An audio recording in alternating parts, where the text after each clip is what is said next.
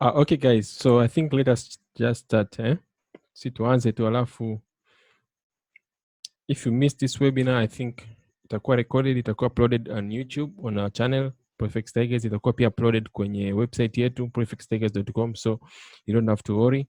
Ukiwa na maswali just keep them, I'll answer them in the end. And kama una chochote ambacho haujaelewa, haujafanya nini, just keep it for the end. Kama utakuwa na maswali nitaruhusu maswali kidogo kidogo hapa katikati, lakini maswali makubwa ambayo yanahitaji ufafanuzi nitaweka kwa ajili ya mwishoni. Okay, all right. So guys, welcome to this event. This event has been prepared for you. It is beginner friendly. It is also an expert friendly webinar. So if an expert, kama una experience ya mwaka mmoja, miaka miwili, if you're a typical beginner, I think you should be able to grab some important points in this webinar, and itakusaidia sana kwenye career yako. In fact, kama uko hutafahamu hichi kitu ambacho nataka kukielezea leo, utaweza kuelewa, itaweza kusaidia kwenye future yako ya trading. So today we'll be talking about why traders get stopped out before the trade plays out. Sorry, hapa hajawa printed vizuri.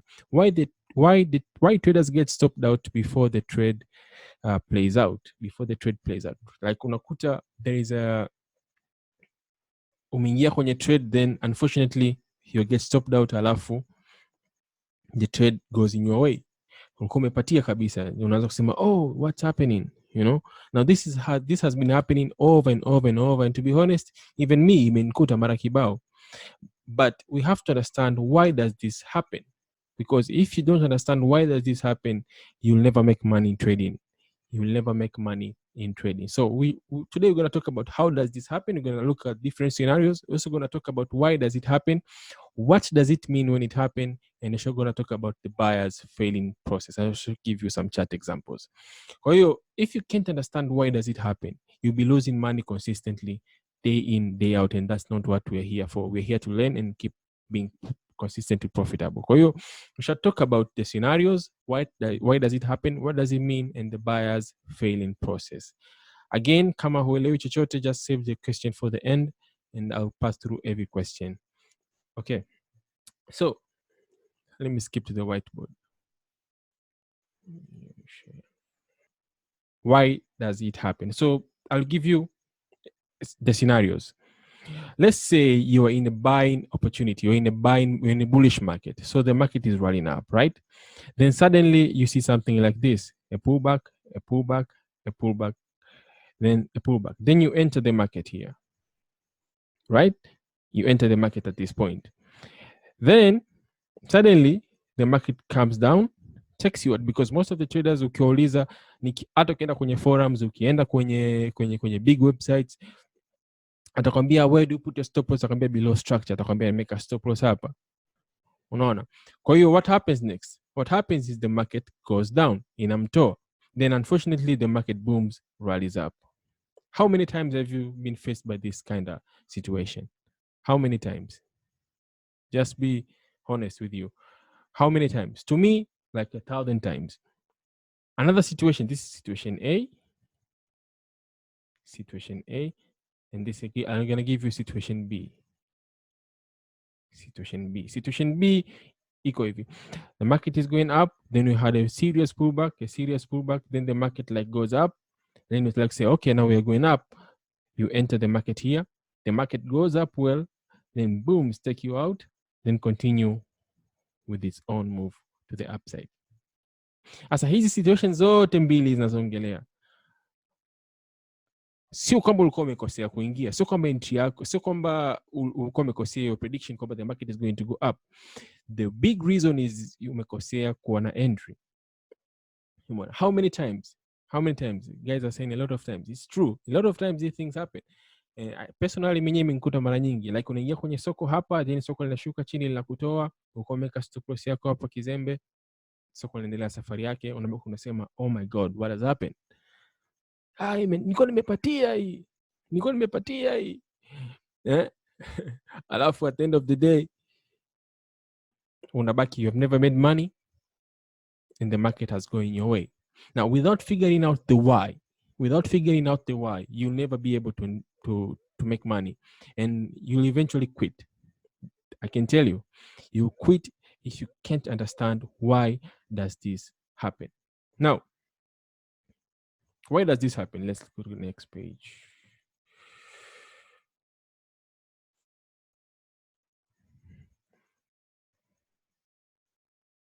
Okay, why does this happen? First of all, you have to understand the basic knowledge, the basic logic.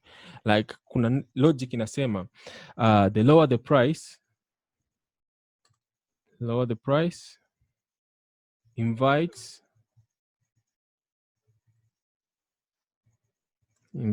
everyone to buy. Bei zinapokuwa chini inamkaribisha kila mtu afanyaje? Anunue. Sasa katika ule mfano ambao nimekupa kwamba soko ilikuwa inaenda juu. Umeelewa? Sasa kama soko linaenda juu, inamaanisha kwamba a big number of people, a big numbers of traders are interested in taking the market up. You get me? So according to this logic ambao nimewapa, this is just a basic knowledge. Lower the price invites everyone to buy. Now, this is what we call the this is what we call the sellers failing process. This is what we call the sellers failing process. Now, at this point, everybody is trying to believe that this market is going up. This market is going down, sorry. Every time, everybody is trying to believe this market is going down. That's why you see soko linaenda chini, linaenda chini, linaenda chini, linaenda chini.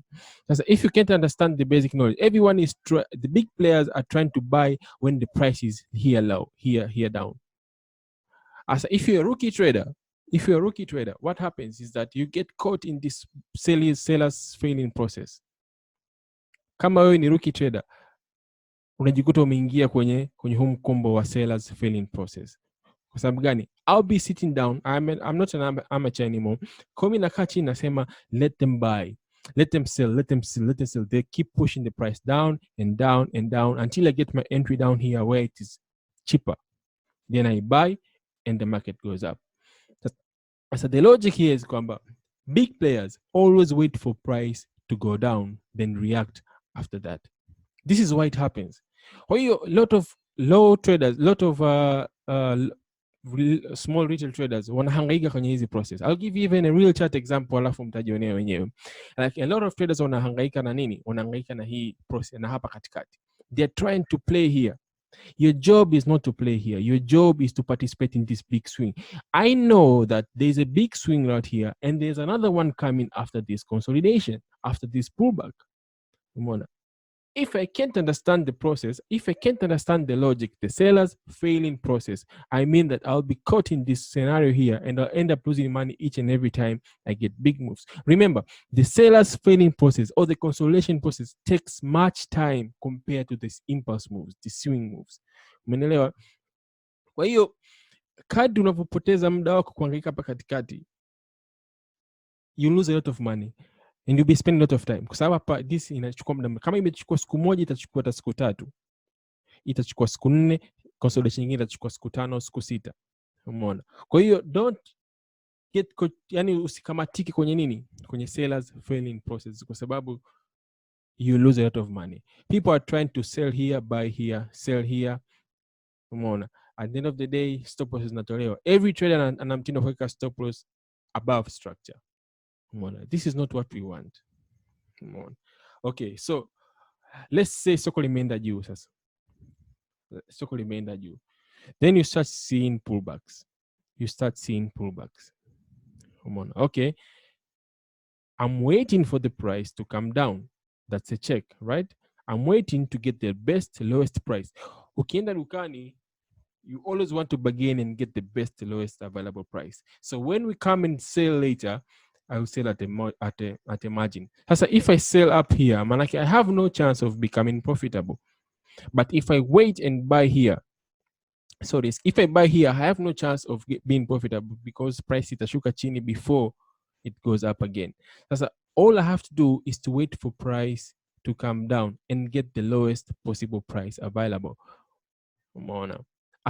I don't know what entry criteria you tumia. Kama unatumia Fibonacci, it's okay. Kama unatumia moving average, kama unatumia support and resistance, I don't care. all I need to know is I need to get the lowest possible price. So here comes the prospect of timing. Do you understand me? Here comes the aspect of timing. Timing is very important. Timing is very important. Do not buy when prices are going up, or you'll have no chance to profit in case price hits a plateau. As I said here, don't buy when prices are going up. Soko likienda juu hapa chini, don't buy here. Ikirudi chini kajaribu kupanda juu, don't buy here, because what happens is this is a seller's failing process. Big players are waiting for the market. Even some of the big players will even attempt to sell price here, so as they push the bucket down, and then they come and buy you out here and take you off. Asa, if you sold here, utakuwa umeka stop loss hapa juu. So by the time the big players are putting money in the market, they're injecting a lot of funds in the market, then they push the market up, and your stop loss here, you're out. So don't, kwa sababu kinachotokea ni kwamba traders wengi wana panic. Soko limepanda juu, limeshuka, limeanza kupanda tena, hey, najwa. You get fear of missing out, FOMO. That's very bad, kwa sababu there is no way price itaenda juu hivi with such a very low consolidating move. There is no way price itaenda juu wakati hapa imespendi muda mchache sana. Haikiwezekani. So we must spend more time here before going up. Kwa hiyo ukiona soko limerudi chini, think about it, kwamba we can get a pullback up to here. Okay, that's good. Then the market will go down again, the market will go up, the market will go down again. Then what happens? We enter into the reaction phase, kwamba the market will start consolidating. The market will start consolidating and consolidating. Then we'll get a spike up, then we'll get a spike down. What does this spike does? This spike ina reactivate trade, kwa sababu soko linapokuwa kwenye consolidation phase lina slow down. Inafanyaje? Lina slow down. So we get the spikes, inashtua traders ambao walikuwa wamekata tamaa labda na soko labda halindi tena juu, linaenda chini. Kwa hiyo linaposhtuka juu, then we start seeing people talking on forums and other social media platforms, hey, it's going up, then it goes down again. Then the big guys come and buy you out. Kama ulikuwa na stop loss yako hapa, ulikuwa na stop loss hapa, you're out of the game. Kwa hiyo, why does this happen? It happens because of what we call the seller's failing process. Na kama soko linashuka chini, if you're in a downtrend, what happens here ni kwamba kuna kitu kinaitwa the buyer's failing process. So you don't want to get caught in this failing process here. Usijaribu kusell hapa, kwa sababu at the end of the day, angalia, fanya backtesting. Hakuna hata siku moja soko limechukua zaidi ya mara 2 ya hapa. Chini ya mara 2 ya hapa. Kwa kama hapa ilichukua siku 2, basi hapa inaweza kachukua hata siku 3, siku 4 kwenye consolidation, then tukaendelea na safari yetu kwenda chini. And siku zote try to play with the swings, easy swings. So if you miss this swing, wait for the process to end, then do what? Get your entries around the corner here. Utatumia indicator gani? I don't know. Use Fibonacci, use candlestick patterns, kama unatumia L12, I don't know. The concept is all the same. After a big swing, we have a breath. And this breath takes so much time. Kwa sababu kinachotokea, mtu anakaa anasema amechukua trade, imemtoa, anaenda kubrag maybe somewhere on social media like, I knew it. There is no point of knowing it if you didn't take the trade. So it is very important for you to understand this concept. There is no point of knowing it or bragging it all over social media if you did not take the trade. And worst case scenario is you did not make money from that trade. That's the worst pain I can ever feel.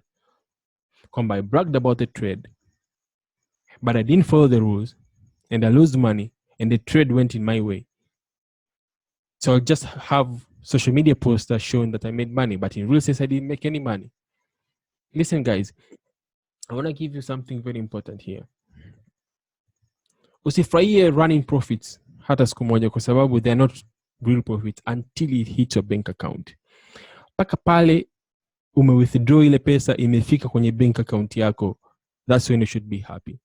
Lakini umechukua trade in a running profit, zile profit are not guaranteed unless the trade hits your TP. You withdraw the profit and the profit hits your bank account. If that's not the case, don't be so excited about the profits. Everybody can take a trade and be in profit and take a screenshot and brag it all over social media or the other platforms. But the real thing is not everybody's making money as you see out there. Kwa hiyo, if you can't repeat the process, kwa sababu it's all about patience. Kinachokwamisha watu ni ile patience ya kusubiria hapa hivi. Ni ile patience ya kusubiria hapa. Hii process iishe. Sasa if you can't wait for this process kuisha, there is no you're gonna make money. Huwezi kusubiria labda siku mbili au maybe kama ni 15-minute trader. Huwezi kusubiria masaa 4 au masaa 5 hii process iisha au masaa 6 hii process iishe then upate swing yako kuendelea chini. Sasa kama huna hiyo patience, that's the question to ask yourself. Will I be able to sustain on other dangerous market conditions? So as I said, the real question to ask yourself is, can you do it again and again? And can you be patient? Can you do it again and again and again and become consistent? Now, if you can't be consistent, you can't make money. You'll be just like any other average trader trying to guess around. So consistency is everything. Can you repeat the same process? Can you sit down, analyze the market, think what are other traders thinking? Because this is a game of struggle. Everybody is trying to make money from the market because there is a demand and supply everywhere. Because there's demand and supply everywhere. Kwa hiyo, don't try to fight the market kwa sababu you must, lazima ukae chini ufikirie hapa kuna nini? What are the other guys thinking? Unaangalia kama kuna news, look at the consensus, what are they thinking? Don't just react without thinking. You end up losing money. Kwa hiyo, that's all about why it happens and how does it happen. Kwa hivi ndio inavyotokea. Another thing is the one direction change of the market, we need to have a flow. Kwa hiyo, what does it mean? Let's say the market is going down. Let's say the market is going down. Then we start having some pullbacks, we're going up. Now, for the market to continue its downtrend, we need to have a change in flow. We need to have a consolidation. And as I said, consolidation should take more time than this move here. A one direction market to change flow needs a transition. Ili soko liendelee na safari yake, we need to have a transition. Now this is what we call a transition, au a consolidation, au a range, unaweza kaita jina lolote. Lakini for a market to continue its downtrend or its uptrend, we need to have a consolidation. If you have to put this on your sticker and put it in front of your laptop, you must do it. So hii itakusaidia. Kwa sababu gani? Ukiona spike up, don't panic. Wait for the change. Wait for the flow. Wait for the seller's filling process. Acha watu hangaiki hapa chini. Then you get the possible scenario. I'm going to show you even the trade that we took with our guys inside the platform. So we're going to show you also some trades I took privately. And you'll see what I'm talking. Come on. So when these spikes happen, this is not a time to panic. This is not a time to react. This is time to wait and start reading what other traders are thinking. You must understand the basic knowledge behind other traders. This is how we trade. Whether you're doing price action, whether you're doing any other trading strategy out there, lazima uwe na uwezo wa kuona watu wengine wanafikiria nini. It's very hard, lakini over time unakuwa unajifunza kutokana zile reactions za kwenye market. Umeona? Sasa hizi spikes zinavyotokea, don't be the first one to come and buy here. Kwa sababu kinachotokea, a lot of traders wana buy hapa expecting price itaenda juu tena. No. There is panic in the market. Kwa hiyo soko litashuka chini. Sasa likishuka chini, wewe umeka stop loss hapa chini. Maybe stop loss ilikuwa ni ya pipu 500 au pipu 400. Sasa what's the point of trading kama unaweka stop loss pipu 400? We need a very tight stop loss so we can be profitable. Sasa the only way out is to wait. Either we ingie at the 50% move ya hii trade, either at the 76 au hata huku chini kabisa, if that is possible. And remember niliwaambia hapa nyuma, lower prices invites everyone to buy. So the big guys are waiting for price to come down. And it's going to take a long time than this move here. It's going to take a long time. Kwa hiyo try to be cautious. Don't react here. Kwa hiyo don't panic when spikes happen. Now, if you freak out, you never make money. Freakers never make money. Kwa hiyo don't buy here. Another thing, I just want to give you a real market example of all what is happening. Let's do something here.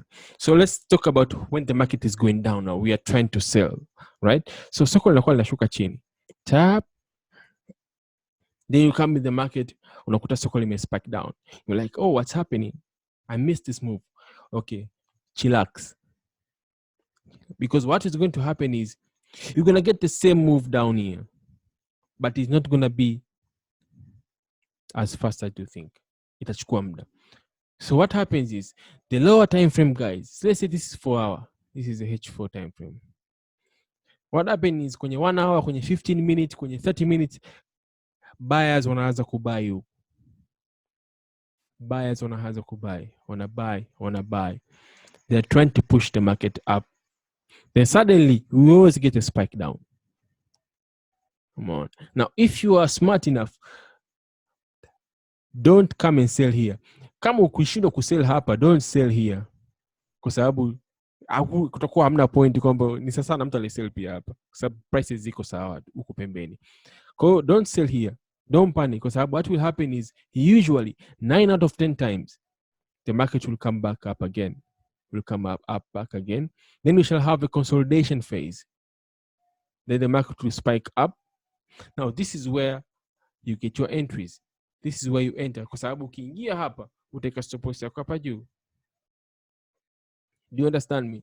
Sasa kama ungeingia hapa na stop loss ya pip 30 au uje uingie hapa na stop loss ya pip 15 au uje uingie hapa na stop loss ya pip 10, which is best? Kwa sababu by the time unafika huku utakuwa na pip labda 60 au pip 80 tuseme. Kwa like umeweza kuminya stop loss yako ili maximize your reward. So what really happens is, kwa nini traders wanna get stop loss? Kama nilivyosema mwanzoni, wanahangaika humu, wana sell hapa, soko linashuka chini, anafurahia zile faida na screenshot, anapost kwenye social media, anapost wapi, baadaye soko linamtoa, anajaribu tena hapa, soko lina consolidate, linamtoa. But then soko linafika hapa juu ameshaishiwa hela, kwa sababu kwa kutakuwa na over risk. Alafu kitakachotokea nini? Kinachotokea ni kwamba baadaye soko linashuka zake chini.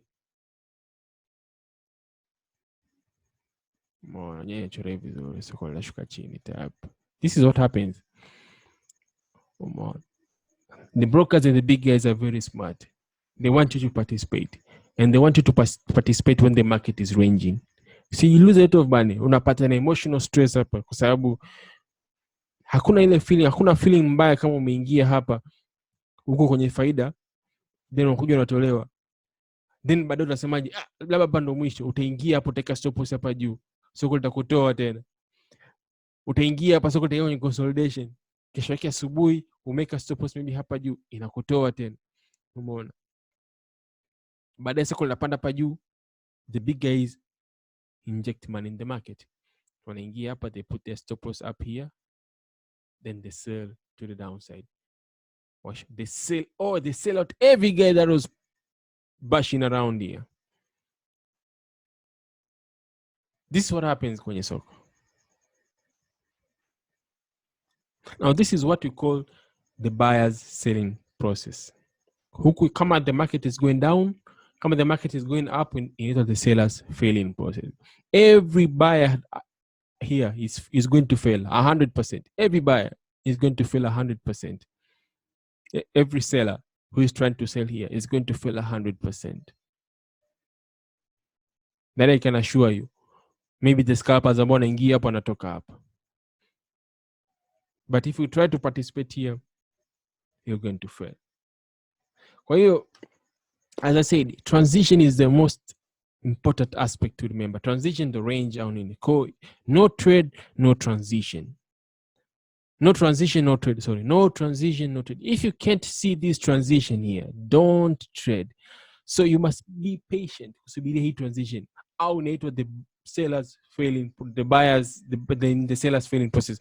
Lazima uweze kusubiri, au consolidation kwa lugha rahisi. Always, if you print this out, weka hata kwenye laptop kama nilivyokuambia, no transition, no trade. Ukiangalia muda uliotumika hapa mpaka hapa is like maybe 2 days, lakini hapa inaweza kutumia almost 5 days, then ikatumia hapa 3 days. The big guys wako, they inject money, the market goes down fast, they get out, they leave you maendelea kupambana tena kwenye kitu kama hichi. Then later on they keep selling you out, or they keep you buying out, they keep buying you out, and then you lose money. Na kinachocost wengi ni kwamba they love drawing lines. Mtu anachora mstari wake wa support and resistance, mtu anachora mstari wake wa trend line, then anaamini kama huo mstari ni kama the Great Wall of China. Anaamini kama huo ni the Great Wall of China. Kwa whatever the case, anajua kabisa ikifika mstari wangu, ukifika kwenye TL yangu, let's say soko linashuka chini, mstari ukifika hapa, kwamba ikigonga tu TL yangu hapa, like this is a magic spot, if I sell here 100% I'm going to win. This is not the case. It's not the case. You must be able to think like other traders, have the basic knowledge of the market.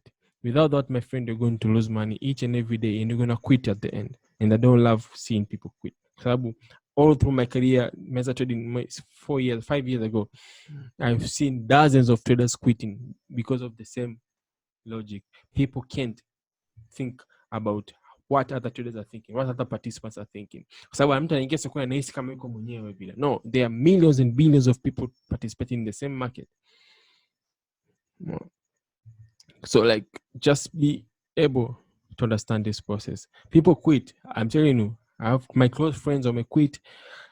Like, everybody can't. Kwa sababu this is all about the brain. Trading is not all about the chart and the mistari na manini. No, it's all about psychology. It's all about how you think.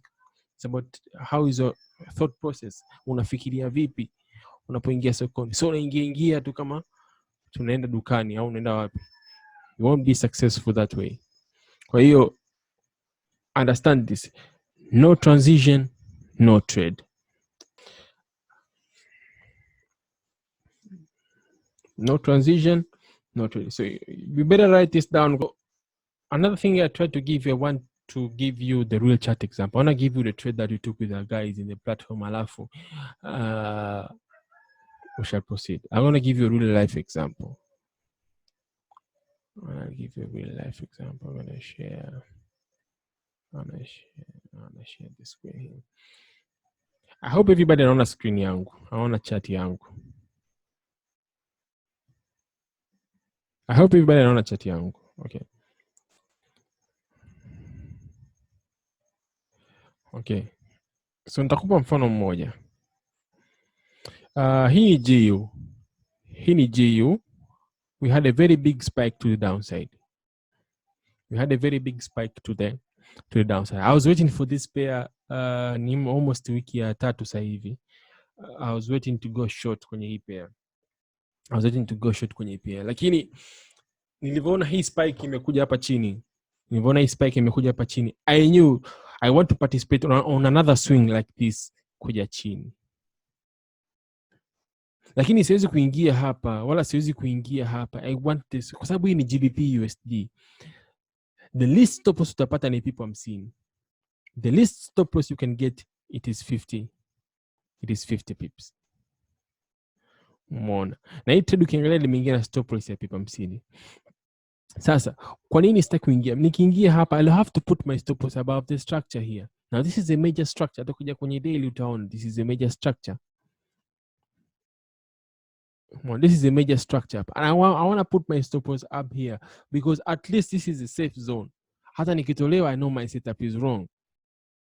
Sitaki kuja kutolewa humu katikati. Sitaki kuja kutolewa hapa katikati. Humu katikati. Kwa sababu gani? I know the big guys will take this market down. but not here, not here, not even here. They'll take it up here. And retail traders are not patient to wait for this market to complete its cycle up here, then come back down. 90% ya retail traders wengi wanachoma account katika mazingira kama haya, kwa sababu anajaribu kusell hapa anakuja anatolewa hapa, anajaribu kusell hapa anakuja anatolewa na hii kendo, anajaribu kusell, yani it's all problem. Anajaribu kusell hapa anakuja kutolewa na hii, yani it's all problem. Umeona, this is the reason why traders are failing. Sasa I'm gonna show you what I did mpaka nikapata entry. So soko limespike chini. I know this is going to come back. I'm going to get the same move ya kuja huku chini, and even more if I'm sitting down patiently to wait. Umeona? Kwa hiyo what happened is market spike up. What did you call this? Don't panic, don't sell here. Kwa sababu soko kashuka chini itakupa faida kidogo, ndakuja juu litakutoa. Umeona? This time utasell hapo, utaika stop loss yako hapa juu. Let's say stop loss mbali. Okay, fine. Itashuka chini, will give you some money, come back up, we consolidate, boom, umetolewa. Umeona? What happened? Soko linashuka tena chini, linapanda juu, una sell up. Itashuka tena chini. Ikipanda juu, boom, umetolewa na hii candle. Umeona? Then limeenda mpaka hapa juu. Bado kidogo ivunje structure. Bado kidogo ifanyaje? Ivunje structure. Then tukapata fake. Soko limeshuka chini sasa hivi. The big guys wamesha inject their money. Now the big players, traders wanaojielewa, wana sell hapa. Ukioneka sell limit order hapa. By the time nyinyi mnahangaika huku chini, nyinyi mmekiwa sell limit order. Now, nikisema nyinyi I don't mean you. I mean all retail traders. Kwa hiyo soko linafanyaje? The big guys want to put sell limit orders at least to part the minimum stop loss, so that if they can sell, they get the big one. There's no point when you get a stop loss ya 200 hapa. Sasa utapata faida gani? Unataka ingia stop loss ndogo ili uweze kupata faida kubwa. Now, what happened is I took the trade. This was my stop loss.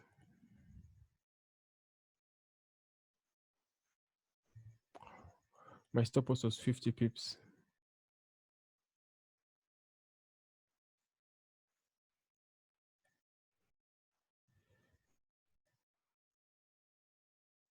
My stop loss, my target is all the way down here, guys. All the way down here.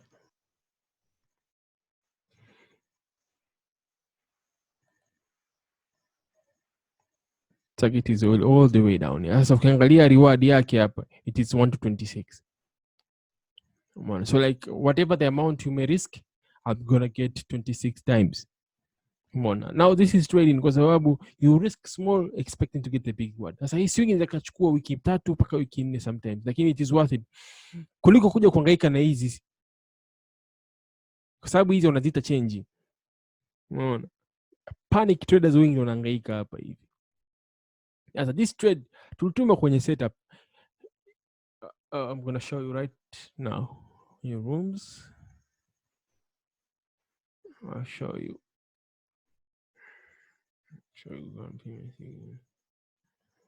I'll show you this trade ambayo tumeche. It's all patience. Most of the time utasubiria trade kama hizi hazitafika au utakuja itawatoa, but it's all okay because the day you get the real setup, like sometimes it can go even 50 to 60, even 100 times of what you have received. Like unaziki $100 times by 100. Make $10 times by 50 times by 60 times by 20. It is all possible. Like this signal here, new signal, sell now GBP USD 1 day ago, if you can see here, 1 day ago. More stop was 50 pips, TP 1,000 pips. We took this trade with our guys in the platform. This was a signal I was waiting for almost 3 weeks, if not 4 weeks. I was waiting for this process to end. Then we took the trade with a very tight stop loss, and then we are running down here. Saved to put in a very deep profit. Asa unapoingia kwenye trade kama hizi hapa, lazima uwe comfortable, kwa sababu kila kitu ambacho kinatakiwa kufanyika kimefanyika. we saw the spike, we chillaxed, the market start pulling up. Ukiangalia muda uliotumika hapa, like nikikwambia nipima muda uliotumika hapa paka hapa, like tumechukua 7 days, lakini angalia muda uliotumika kutoka hapa paka hapa. Now you get my point. 9 days. So the sellers, the buyers selling process, the sellers selling process will always take long. The consolidation itachukua muda mrefu sana kuliko the spike. Kwa hiyo ukiona spike imechukua siku 7, basi jua kabisa you have more than 7 days. It is either 7 or more days before the market consolidates, before the market resumes to its trend. Kwa hiyo keep an eye on this pair. Keep an eye on this pair. Later on, soko litashuka chini. It will take a lot of time, but it's worth waiting. It is worth waiting kuliko kuzuku play around all there, trying to take opportunities that are not valuable. Sasa ukiulizwa unapata pipo ngapi hapa paka hapa, kwa nini uanze kuchezea mtaji wako hapa wakati unajua kabisa there is a greater chance of me risking something small and then itakuwa proved wrong with just one loss, soko likija juu likanitoa, kuliko kwanza kuprove wrong na loss ya kwanza, loss ya pili, loss ya tatu, loss ya 4 and so forth and so forth. Unakuta umepata hasara 7 au mpaka 8 mpaka 10 mfululizo kwenye move kama hii, unajaribu kuforce soko lishuke chini. The big players are not ready yet. Ukiona hivyo, just keep in mind kwamba the market, the big guys haven't allowed the market. Yani there is no way the soko litaenda chini. Wow. Everyone is trying to look for the best profitable price. Kila mtu anataka ingie na bei ndogo, kila mtu anataka auze na bei ndogo. Hakuna mtu anataka auze na hakuna mtu anataka participate hapa na bei kubwa. No one likes that. Mimi nikiingia na stop loss ya people, let's say 100. Niingia na stop loss ya people 100. Tayari na affect ile order yangu. Instead of getting 1 to 20 napata 1 to 10, 1 to 11. Na who likes that? Asa wewe mtu unaingia hapa una sell huko chini, maana yake ni kwamba unapata 1 to 3 years. Yani maana yake unasubiria miezi mitatu upate 3 times ya watu wa press. That's not worth it. That's why it is very wise to wait for the best price. Sasa how can you wait? Unakuwa unafanya analysis zako, ukishaona kwamba this is the best price, unaika sell limit order yako hapa hivi, short and clear, afu unaendelea na shughuli zako. Hii trade jana sell limit order yangu imekuwa hit, ilikuwa inaenda almost kunitoa, bado iko pip kadhaa tu, lakini stop loss nimeweka sehemu nzuri, nikaingia na stop loss ya pip 50, soko likashuka lenyewe chini. Umeona? Now this is how you trade. You trade with logic. You wait for the prey to come to you. Hata Simba akienda kuwinda, haende kumchagua yule swala mkubwa, anamchagua the weakest. Umeona? Au mdogo ambaye amebaki nyuma ndio huyo anachukuliwa. No one wants to spend more money or spend more energy on something that is not worth it. You can't spend more money on something that you won't know, you won't gonna get it. So why try spending a lot of money here and here while you can just wait for the least amount of price na ukaingia hapa ukawa profitable. So trade kama hizi kwa mwezi zikawa zipo 5, 6 mpaka 8 sometimes, utapatia zote, lakini zaidi ya nusu utapatia. Then most especially kama una trade lower time frames, utapatia zaidi ya nusu, which is profitable for you and you make money. Don't rely on your technical analysis sana. Your technical analysis is the lowest point you can ever get in your trade. Yani it's a low, yani kitu cha mwisho kabisa, yani kitu cha mwisho technical analysis. Number 1, you have to do your analysis on why should this trade work. Lazima ufikirie hicho kitu kwanza. Why should this trade work? This trade should work because I'm waiting for the least possible price, which is in favor of many big traders out there. Traders wengi wakubwa ambao they have the ability to move the market, they have the ability to manipulate the market, wanasubiria price ndogo so they can sell with advantage. So unapofanya analysis zako lazima ujue kabisa why should this trade work.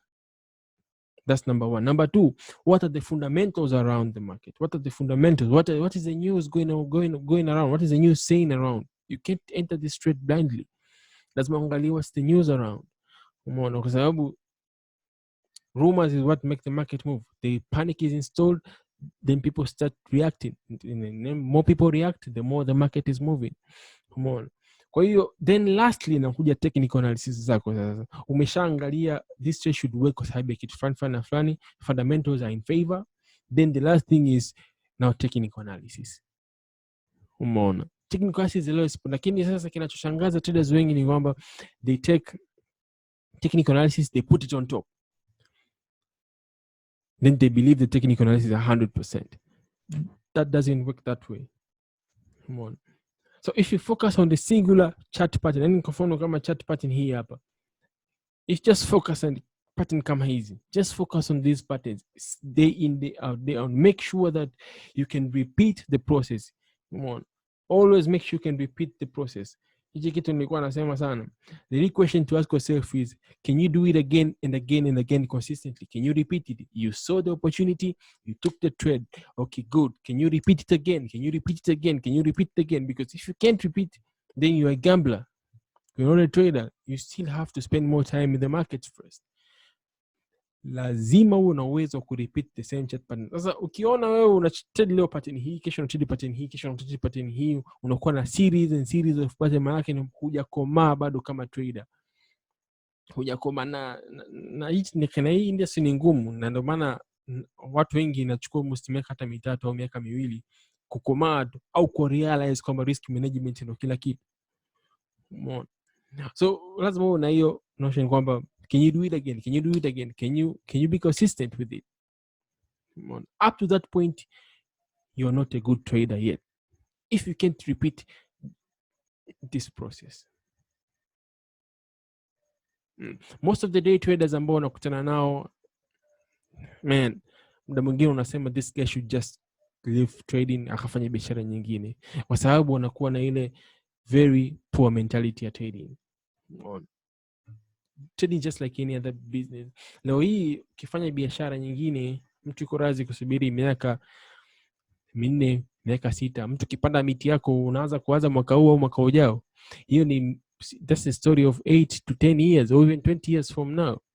Lakini if you come with that notion in trading, unafanikiwa kwa sababu you will not be successful overnight. Not a chance. Kwa hiyo wafanya biashara, ukiwa na ile akili ya mfanya biashara mkubwa, investor, and kama the investor's mind, then you'll be successful in trading. Kwa sababu an investor put some money today, put some knowledge, spend more time in it, then leave the seed to grow. Come back after some time, you get some money. Lakini traders are buy and sell. Nipe hii nikupe, nipe nikupe. They exchange for small profits, very tiny profits that at the end of the day it's not worth it. Kwa hiyo think like an institutional investors. They think like kama retail traders are. Yes, you're a retail trader, lakini usifikiri kama wao. Traders wao ni kuingia na kutoka, no discipline, no what. Now, wapo ambao they are very successful, and I know that. I don't want to kuwa na ego, lakini I understand that every trader has own different personality. Lakini the best thing is to understand that, are you trading with the right direction? Are you trading with the right mindset? Can you repeat the process? Kwa sababu kesho mtu anakuja na kuonyesha screenshot amepata faida. Okay, repeat the same process again. That's what make you a trader. Repeat the process. Okay, ni sell hapa maybe this kuna kitu A B C D E. Okay, repeat the same process over and over and over. Consistency is what builds a trader, nothing else. Kwa hiyo this is what I tried to explain this today. Why many traders wanakuwa stopped out? Kwa sababu before even the trade plays out, after baadaye trade inaenda kwenye upande wao. It is because people are not patient to wait for this process to finish, the consolidation process, the retracement process. Kwa jina nyingine, people are not patiently waiting for this process. And now if you can't be patient, you just get stopped out, then soko litaendelea baadaye and you have lost money. Man, this is how the game is. Kwa hiyo Hii buyers failing process hii buyers failing process. Buyers are trying to buy, lakini they'll fail. They keep failing and failing and failing. It is what makes you get stopped out before the trade ripes out. Kwa hiyo, don't focus on this. Wait for the tiniest price, the tiniest stop loss you can get, and you make money out of it. Okay? So I hope nimeeleweka. Hapa kama kuna vitu ambavyo nimekuchanganya, it's your time now to ask questions, and I'm open to questions. You can just publish them kwenye chat hapa. I'm good with that. Kama una swali uliza kwenye chat, kama una swali lolote uliza kwenye chat, then I'll be happy to explain it to you. Definitely nimewahi kuchoma account. It's of course.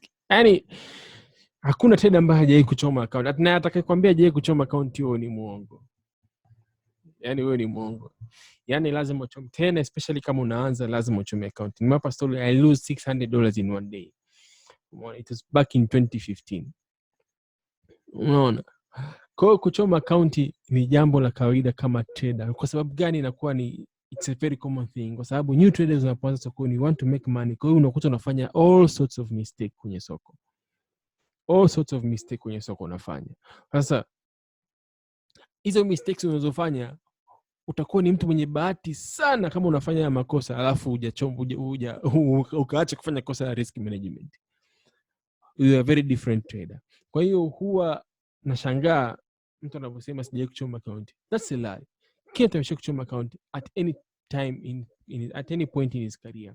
Kama ni mwanzoni, kama ni mwishoni. Asa kama ni mwisho kama unachoma account mpaka saa hizi unaona miaka karibu 2 au 3, basi somo la risk management halija kuingia vizuri. Lakini na imani kabisa kama umeweza kuelewa what is risk management na what is risk reward, I think kuchoma account kwako itakuwa ni mwiko. You will never hear these problems anymore. Lakini why traders wanachoma account wakiwa wageni? Number 1, poor risk management. That's it. Asa mtu ana poor risk management combine na poor trading strategy, combine na poor nini wanaita poor psychological management, una overtrade, fear of missing out. Hizo zote ukichanganya pamoja ni bomu moja kubwa sana. Umeona? Kwa hiyo lazima uchome account. And I'm happy to say that I choma account nyingi, and this is the foundation. Usipochoma account na hakuna kitu kibaya kama kuchoma account kama ukiwa kwani unaanza trading afu una access to capital, utachoma pesa nyingi sana. Unajua bora watu wanaanza trading lakini wana less access to capital. Wanachoma ile ndogo ndogo $50, $100 hizo anazipata, kesho yanapata nachoma. It's okay. Lakini kuna mtu anaanza trading ana uwezo, anaanza $3,000, $10,000, $15,000. Watu kama huyo wao wanaishia pabaya sana. Kwa hiyo yes, nimesha kuchoma account, and it's a very big lesson learned baada ya kuchoma zile account. Everybody must fail to raise. Kwa hiyo ukichoma account usikasirike wala usione aibu. Okay, sema kwa MT4 yako hiyo risk ratio na hii inaitwa TradingView ni platform. Ingia tu Google, andika TradingView, uta login. Unaweza kuitumia bure au unaweza kuitumia kwa kulipia $15 kwa mwezi. It's all up to you. Lakini hata bure unaweza kuitumia na haina madhara yoyote. Haitakuzuia, unafanya kila kitu lakini utakuwa unasumbuliwa na ads. Kwa hiyo hailipiwi. Just ichukue, ingia tradingview.com, create an account, you can start analyzing. Hizo MT4 TradingView. Huku nafanya analysis zangu, then nakuja kuexecute zile order kwenye MT4. I've been burning but now I'm going up na swing, ila swala entry hizo za bromoki ndio nahitaji iwe part of you learning how to get those entries. Okay, so hizi entries zinapatikana kwenye program yetu, na program yetu inakuja prefixtigers.com. Unakuja hapa kwenye membership, alafu kuna online course. Sasa kwa yote atakayetoka hapa sasa hivi atapata discount ya zaidi ya 30%. Kwa kukuta bei yote imeandikwa toa 30%, contact me via kwenye support au nini au hapa kwenye chat, then you get the discount. Kuna kila kitu, either ni entries unahitaji, either unapata TPs, either unapata kila kitu unapata, na utapata video formats, na utapata pia na membership webinars na private webinars, zote zinapatikana. Kwa hiyo swala entries na nini kwa leo, this is just a general knowledge nimekupa how to enter your trades, lakini on the inner side kuna vitu vingine vingi tu ambazo tumevidiscuss. Stop loss placement zako, how to get the kila pay na different stop loss amount. So kila pay utaingia na stop loss ya pipa 50, so kila pay utaingia na stop loss ya pipa 20. Kwa hiyo kuna vitu vingi tumediscuss humo ndani. Kwa hiyo just get the program at a discounted price, na ni video lessons utazipata. Kwa hiyo tumeelezea kila kitu. It's all about entries, swings and how to profit more from your trading. Na kama unatrade vipi kama ukiwa na mtaji mdogo to become a successful trader. So you have laid out everything. So just hit the program hapo, contact our support, utakuwa enrolled, utapata access. Okay, any other question guys? I think naona maswali yameisha.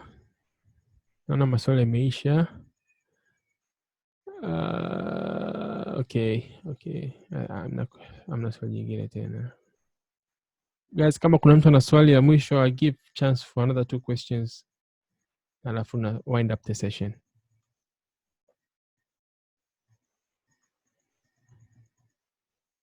Again, I'll be happy to assist you. Kama una swali lolote, you can hit me on social media. Na kitu kingine cha mwisho guys, kuna kitu inaitwa PipTweets. Kama unaweza ukaja piptweets.com.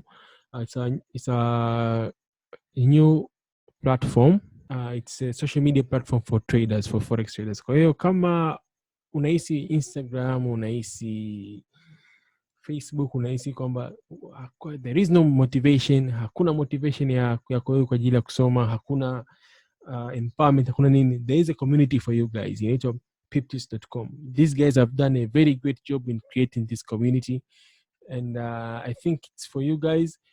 If you're a forex trader in Tanzania, East Africa, kama uifahamu hii opportunity platform, I think it's time for you to be here. There are thousands of traders inside here, and I think it's right time for you guys also to join and participate in the community. So it's a free community, no charge. Just come here, create a profile, connect with other traders. Like there are rooms humu ndani, kama unataka kujifunza na nini, kuna rooms mbalimbali, just join it and come back, you be together. Hasa mwenyewe nipo, naitwa Ray Heriel hapa ndani. Kama ufahamu ukaja hapo uka search to Ray Heriel, nitatokea hapo. Just follow my account and I think itakuwa nani, it's a best place for you guys to connect.